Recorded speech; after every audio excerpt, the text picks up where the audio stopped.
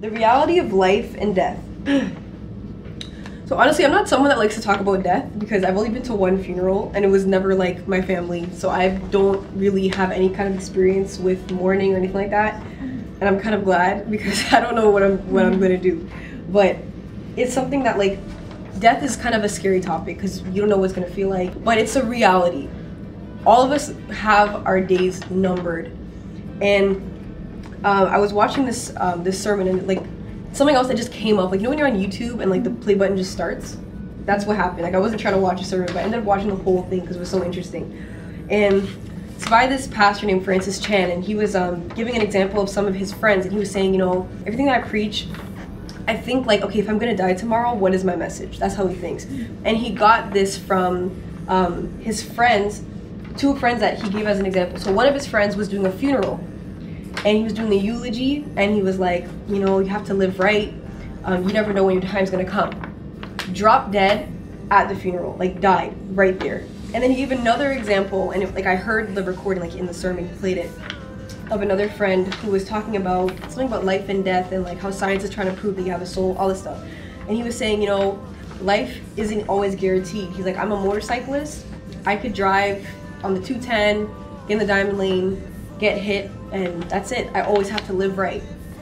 2 hours after he gave that message, that's exactly what happened. He was on a motorcycle, he got hit on the cart in the diamond lane on the 210, died.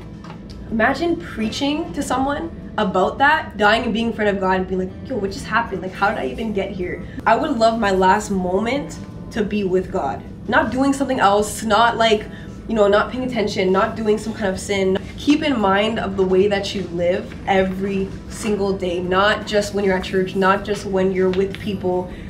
It says in Psalm 146 verse 2, I will praise the Lord as long as I live. I will sing praises to my God with my dying breath. Can you imagine that?